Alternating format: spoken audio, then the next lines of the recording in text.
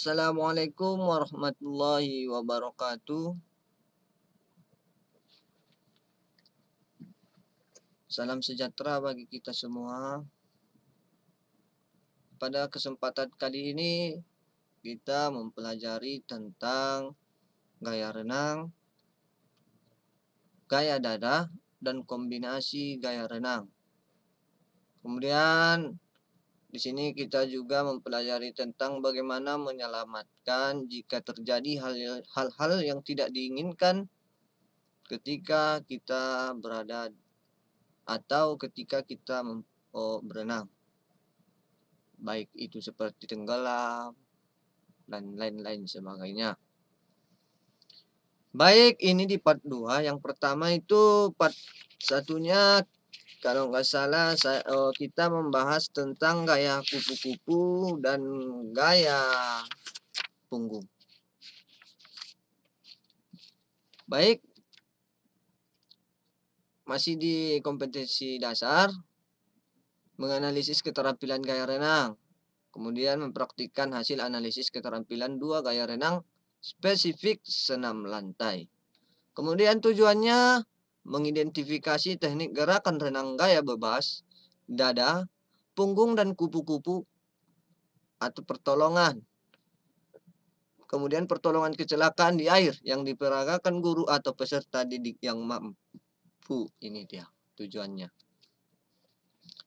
Sebelum kita masuk ke macam-macam bagaimana gerak-gerak renang gaya dada, alangkah baiknya kita mengetahui apa itu gaya renang. Renang gaya dada merupakan gaya yang pertama kali dilombakan dalam olahraga renang. Berikutnya baru disusul gaya yang lain, yaitu gaya bebas, gaya punggung, dan gaya kupu-kupu. Gaya dada sering pula disebut dengan gaya katak. Sebutan itu muncul karena gerakan renang gaya ini menyerupai gerakan katak pada saat berenang di air. Itu dia, karena gerakan ini seperti katak. Renang gaya dada memiliki gerakan yang cukup santai sehingga tubuh tidak cepat lelah saat berenang. Oleh karena itu tidak mengherankan jika gaya ini menjadi sangat populer dan digunakan oleh banyak orang. Itu dia. Ketika berenang menggunakan gaya dada, penting memosisikan kepala dan badan dengan benar. Posisi kepala dan badan yang benar dapat membuat kita berenang dengan lebih efisien dan terlindung dari cedera. Satu, kita masuk dulu ke bagian-bagian teknik renang gaya dada. Di sini ada posisi badan.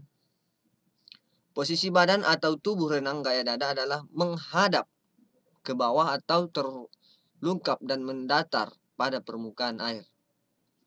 Kemudian seluruh anggota badan harus rileks agar tenaga tidak terbuang sia-sia. Kemudian pada saat meluncur, kedua lengan lurus. Itu lurusnya ke depan. Kemudian seluruh kepala berada di bawah permukaan air. Posisi tubuh harus dijaga tetap streamline, yaitu posisi yang horizontal, sedatar mungkin dengan permukaan air. Kunci agar posisi tubuh dapat tetap streamline terletak pada sikap kepala saat bernapas. Pada saat itu posisi kepala harus ke permukaan air dan lebih tinggi daripada kaki sehingga menghirup udara bisa diusahakan dalam posisi serendah mungkin. Dengan cara tersebut posisi tubuh atau badan akan tetap streamline. Oke? Kemudian ada di sini gerakan kaki. Gerakan kaki pada renang gaya dada diawali pada saat recovery, yaitu ketika kedua tungkai bawah dan kaki lurus ke belakang dan rapat. Kemudian bersama-sama dan ditarik mendekati pinggul secara perlahan, lalu Pergelangan kaki diputar mengarah keluar hingga membentuk sudut sekitar 50 derajat. Bentuk tumit, lutut, dan bokong menyerupai V. Itu menyerupai V. Gerakan menarik lutut ini harus dilakukan perlahan agar dapat mengurangi ketahanan. Selama tarikan, telapak kaki harus tetap menghadap keluar. Ini gerakan tendangan kaki ini dimulai setelah berakhirnya gerakan recovery. Kedua kaki ditendangkan atau dicambukkan ke arah luar secara cepat dan dirapatkan kembali. Gerakan ini membentuk setengah lingkaran. Kecepatan gerakan tendangan harus dicambukkan kaki dimulai setengah lingkaran. Kaki dimulai dari gerakan secara pelan, kemudian lebih cepat dan eksplosif. Coba perhatikan. Ada beberapa macam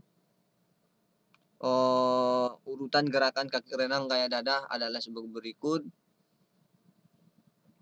Bapak tidak menunjukkan gambarnya semua satu persatu, karena di sini Bapak hanya menjelaskannya. Yang pertama itu ada gerakan meluncur. Gerakan meluncur dengan kedua kaki dalam keadaan rapat dan lurus. Ingat, waktu meluncur kaki rapat dan lurus, kemudian menarik kedua kaki tumit ke arah punggul secara perlahan. Ini dilakukan dengan cara menekuk lutut dan menggerakkan ke arah bawah sehingga telapak kaki menghadap ke atas. Kemudian tarikan gerakan kaki berakhir pada saat letak tumit, lutut, dan bokong membentuk huruf V. Perhatikan gambar huruf V. Gerakan ini merupakan recovery. Menarik kedua kaki arah bokong dari sikap lurus ke sikap bokong. Putar telapak kaki sehingga menghadap keluar. Jarak antara kedua telapak kaki selebar pinggul. Nih. Kemudian menggerakkan kaki dengan menendang atau mendorong kaki secara kuat dan serempak, yaitu dengan menggerakkan kaki setengah melingkar. Menjelang akhir gerakan atau menjelang akhir gerakan tendangan kaki, telapak kaki telah hampir mencapai sikap lurus. Ini nanti lurus kaki ini. Sudah ditendangkan ke belakang, kemudian lurus dia. Tendangan kaki berakhir ketika kedua kaki telah rapat dan telapak kaki menjadi lurus. Nah. Kemudian di sini ada belajar gerakan bernafas. Bernapas pada renang gaya dada dilakukan saat kedua lengan ditarik lebar ke samping. Saat itu pula perenang mengangkat kepala ke atas permukaan air. Kemudian mengambil udara melalui mulut, dan pada saat memasukkan kepala ke air, perenang harus membuang napas. Itu dia cara-caranya. Sebenarnya pernapasan renang gaya dada sangat menentukan koordinasi gerak lengan dan kaki. Itu dia. Sekali bernapas diambil pada pertengahan tarikan lengan. Pada akhir gerakan, tarikan lengan, dengan sendirinya posisi kepala akan terangkat ke permukaan air, dan pada saat itulah perenang harus mengambil nafas pada saat kepala menaik ke atas permukaan air. Pernapasan renang gaya dada dilakukan pada saat kedua lengan ditarik lebar ke samping. Kemudian perenang mengangkat kepala ke atas permukaan air, mengambil udara melalui mulut. Di sini dia, pada saat ini dia mengambil udara lalu mulut, dan perenang membuangnya saat memasukkan kepala di dalam air. Saat dimasukkan kepala di dalam air, jangan terbalik. Maksudnya, jangan ketika pas kepala sudah di atas permukaan air, kamu membuang nafas, dan pas saat di dalam air kamu mengambil nafas akan masuk air. Itu dia jika terbalik. Yang seharusnya yang benar, saat kepala di atas permukaan air, di situ kau menghirup udara atau mengambil nafas. Pada saat kepalamu udah masuk ke dalam air, di situ kau membuang udara atau membuang nafas. Itu saja nanti diulang-ulang terus-menerus. Seperti itu caranya untuk mengambil pernapasan. Kemudian di sini ada cara juga gerakan lengan. Gerakan lengan atau tangan dalam renang gaya dada ini penting karena dorongannya saat berenang akan dihasilkan oleh ayunan atau kayuhan tangan.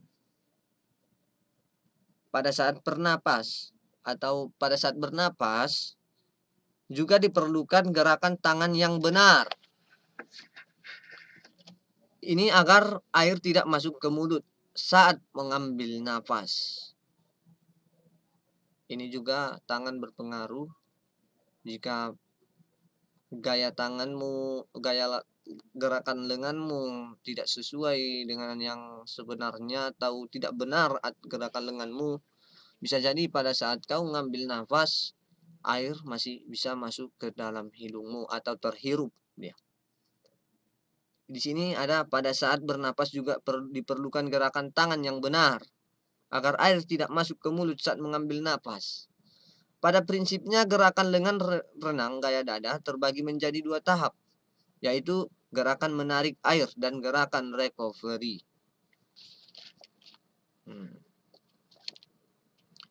Di sini ada, kita perhatikan nanti urutan rangkaian gerak lengan gaya dada. Yang pertama itu di sini gerakan meluncur. Dimulai dari gerakan meluncur. Kemudian kaki lurus, tangan lurus ke depan dengan telapak tangan menghadap keluar. Pada sebagai besar kepala masuk ke air. Kemudian ada di sini gerakan lengan mendayung. Gerakan lengan dimulai dengan mendayungkan lengan ke samping bawah. Pergelangan tangan diputar dan posisi tangan berada pada kedalaman 15 sampai 20 cm di bawah permukaan air. Posisi tangan harus lebih rendah dari siku dan telapak tangan menghadap keluar. Kemudian, gerakan lengan mendayung ke samping. Lengan mulai mendayung ke samping dengan siku mulai dibengkokkan dan lengan ada atas berputar. Dengan menarik tangan menarik dengan kuat ke belakang. Kemudian telapak tangan mulai diputar ke dalam.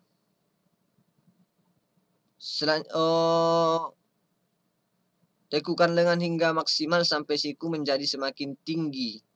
Dengan demikian tangan serta lengan bagian bawah dapat mendorong air lebih banyak.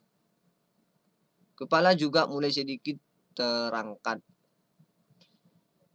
Kemudian gerakan dayung semakin cepat. Gerakan dayungan dilakukan mulai dari perlahan-lahan hingga semakin cepat. Akhir dayungan dilakukan dengan kedua siku rapat pada badan. Lengan bawah rapat menjadi satu di bawah dada. Gerakan ini juga merupakan gerakan permulaan dari recovery. Itu dia. Baik, sekarang kita masuk ke koordinasi gerakan renang gaya dada. Koordinasi gerakan lengan dengan gerakan tungkai diawali dengan gerakan meluncur, sikap lengan dan kaki atau tungkai dalam keadaan lurus. Gerakan dilanjutkan dengan dayungan lengan. Sampai pada pertengahan dayungan, sikap kaki mulai recovery. Selanjutnya lakukan tendangan kaki. Seperti tadi, melakukan tendangan kaki, udah ada caranya. Seperti yang kita bahas tadi. Kemudian pada saat itu lengan melakukan recovery. Terakhir buat lengan dan kaki berada lurus kembali untuk melakukan luncuran.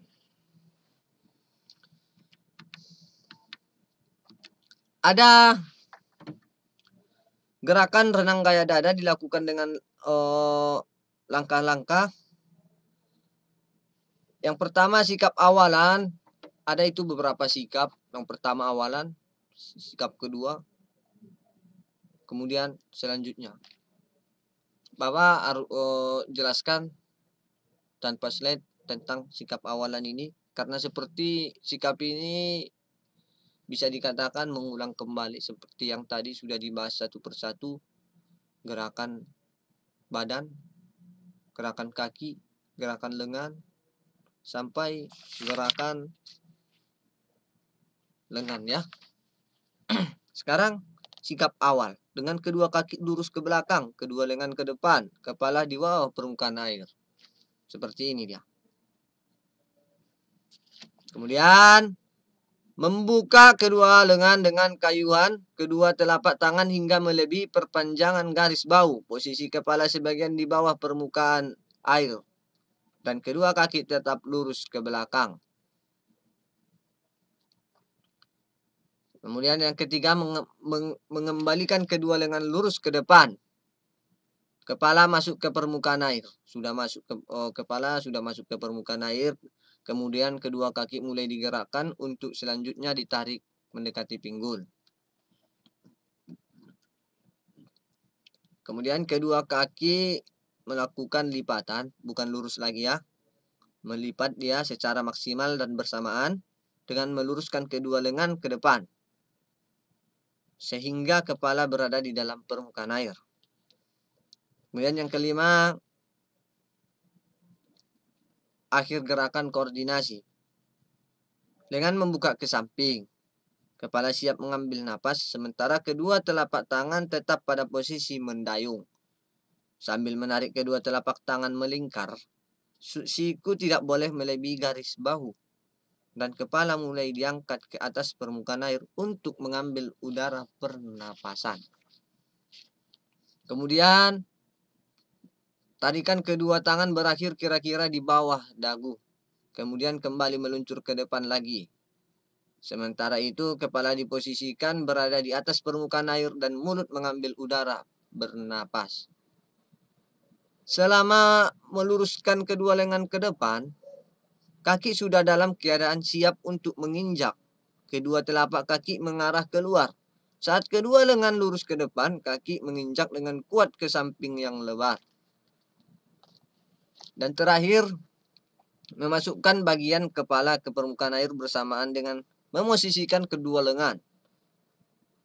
Kedua lengan lurus di samping kepala, kedua kaki serentak. Ini dia. Kedua kaki serentak ditutup hingga lurus kembali.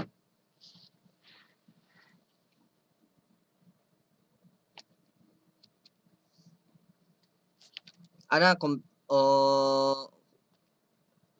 kombinasi gaya renang. Saat berenang tentunya Anda melakukan gaya tertentu hanya terpaku pada satu gaya.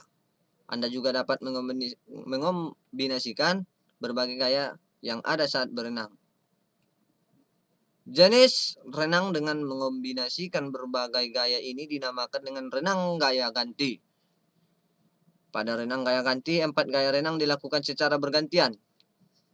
Yang pertama diawali itu dengan gaya kupu-kupu dan secara berturut-turut dilanjutkan dengan gaya punggung, gaya dada, serta gaya bebas. Itu sudah sering kita perhatikan di turnamen Olimpiade atau SEA Games pun ada koordinasi gerak renang ini. Baik, sekarang kita masuk ke penyelamatan di air. Seringkali kita menjadi bingung ketika salah seorang teman ataupun keluarga kita terancam bahaya atau ada yang tenggelam.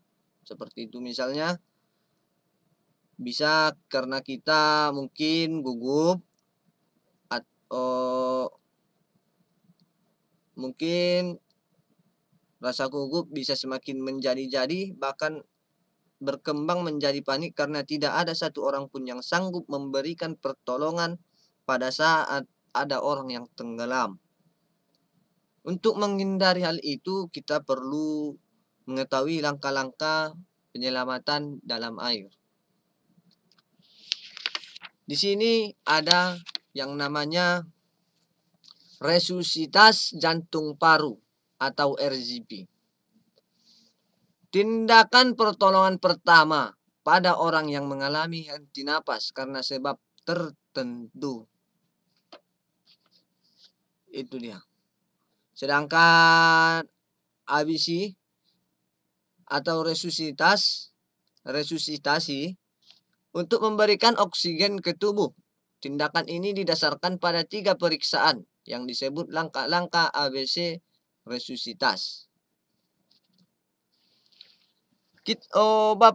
Saya menjelaskan tentang resusitasi jantung paru. Ini pertolongan pertama. Ini kepada orang yang mengalami henti napas atau sebab-sebab tertentu. RJP ini bertujuan membuka kembali jalan napas yang menyempit atau tertutup sama sekali.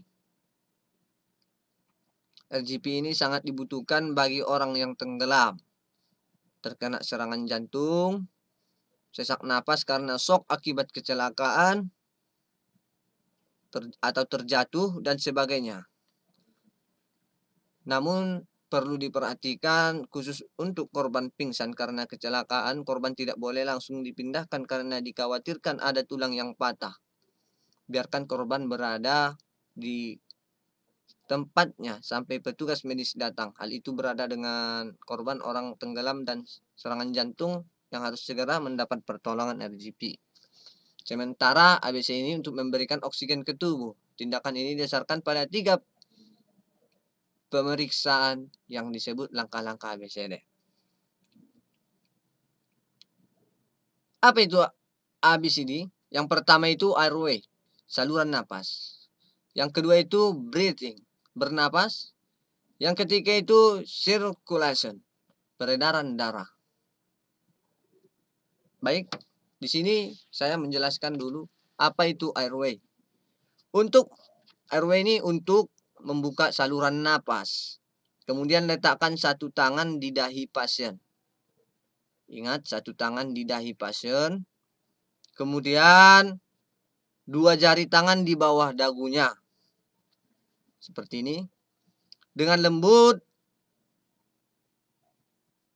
dongakkan kepalanya dengan menekan dahi sambil sedikit mendorong dagu pasien. Itu dia. Sekarang breathing. Untuk memastikan ada tidaknya napas, dengarkan bunyi nafas atau rasai dengan pipi Anda sampai 10 detik. Jika tak ada tanda bernapas, mulailah dengan pernapasan buatan. Memberi napas buatan. Nanti kita kasih contohnya seperti apa memberi napas buatan ini. Kemudian circulation untuk memeriksa peredaran darah. Raba denyut nadi dengan 2 jari selama 10 detik. Untuk bayi, rabalah denyut brachial di bagian dalam lengan. Untuk orang dewasa, untuk anak-anak, raba denyut karotis di leher, di rongga antara trakea, saluran udara, atau otot besar leher. Periksa tanda lain peredaran darah, misalnya kewajaran warna kulit. Jika tak ada tanda-tanda peredaran darah, segera lakukan RJP. Di sini ada keterangan-keterangan di gambar ini. Apabila ada yang kecelakaan, yang pertama itu cek kondisi tubuh. Lihat seperti gambar yang A. Kemudian B, airway. Ini dia yang disebut tadi untuk membuka saluran napas. Letakkan 1 tangan di dahi pasien. Kemudian 2 jari tangan di bawah dagunya. Perhatikan gambar. Dengan lembut dongakkan kepalanya dengan menekan dahi sambil sedikit mendorong bagian pasien. Ini dia. Didorong sedikit dagunya. Kemudian di sini ada C, cek pernapasan.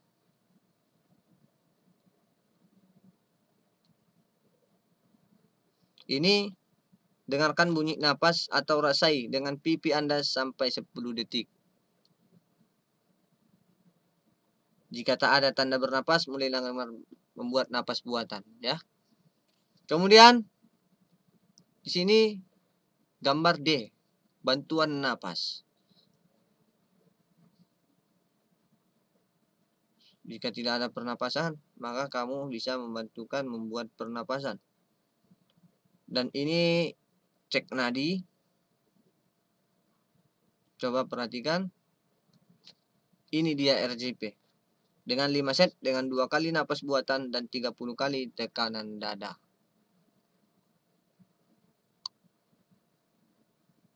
Kamu bisa memberikan 2 kali nafas dan 30 kaki tekanan dada. Kamu bisa menekannya 30 kali. Seperti memompa dia, ya. Contohnya. Baik.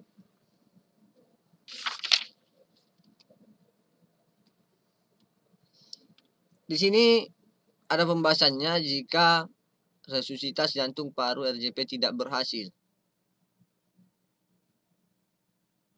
Jika keterampilan dasar pertolongan kecelakaan di air dengan metode resusitasi jantung paru tidak menampakkan tanda keberhasilan, harus dilakukan pernapasan buatan dengan cara sebagai berikut.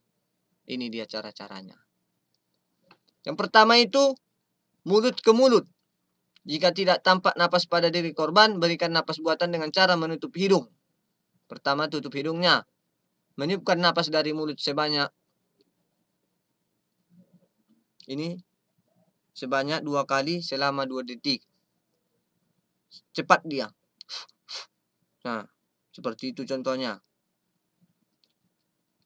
Saat melakukan hal ini, perhatikan pula dada korban, apakah bergerak atau tidak. Penolong harus memastikan naik turunnya dada korban pada setiap pernapasan. Siklus pernapasan harus diulangi sebanyak 12 kali per menit atau setiap 5 detik sekali. Kemudian metode Holger-Nielsen. Untuk menggunakan metode ini, korban perlu ditelengkupkan dengan muka terletak di atas tangannya untuk mencegah kotoran masuk mulut. Kemudian penolong berlutut di depan kepala korban dan kedua tangan ditempatkan pada kedua lengan atas korban.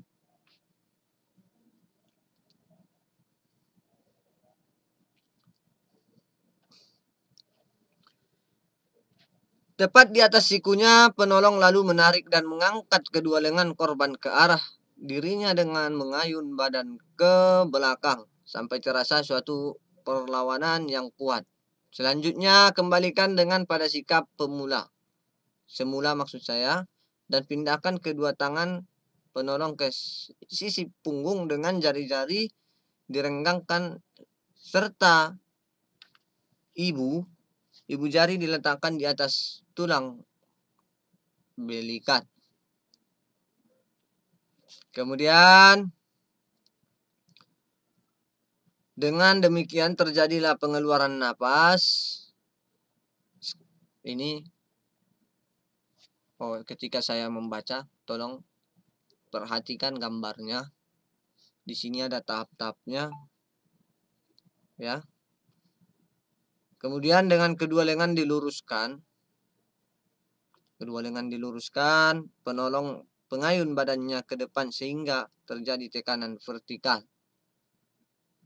Ini dia lagi mengayunkan badannya ke depan sehingga ada tekanan vertikal ke bawah pada dada korban. Selanjutnya, penolong melepaskan tekanan dan kembali ke posisi semula. Dengan demikian, terjadilah penarikan napas. Tindakan-tindakan ini diulang setiap 5 detik. Kemudian, ada di sini metode Sylvester. Untuk melakukan metode ini, korban perlu dibaringkan dengan telentang. Selanjutnya, tempatkan bantalan pakaian di bawah pertengahan punggung. Penolong berlutut di dekat kepala korban dan menghadap kepala korban. Peganglah lengan bawah korban dekat siku dan dengan mengayun tubuh ke belakang, tarik kedua tangan korban. Lihat, ini mendorong dia. Kemudian, tariklah kedua tangan korban melewati kepala sampai kedua tangan terletak di atas tanah lantai. Sampai terletak di tangannya ya. Dengan demikian akan terjadi penarikan napas karena otot dada menarik iga-iga bagian atas dada. Selanjutnya kedua lengan korban ditarik ke atas dan ke muka sampai lengan memberikan tekanan di atas dada. Dengan demikian akan terjadi pengeluaran napas. Tindakan ini dilakukan setiap 5 detik.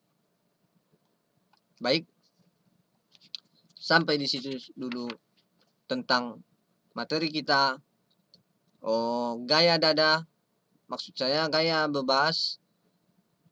Bagaimana tadi cara-cara gerakan gaya bebas ini, gaya dada ini maksud saya. Dan bagaimana cara pertolongan ketika ada kecelakaan saat berenang. Jika ada yang salah atau kurang jelas, saya meminta maaf kepada Allah, saya mohon ampun. Fi sabilil haq wastabiqul khairat. Assalamualaikum warahmatullahi wabarakatuh. Salam olahraga.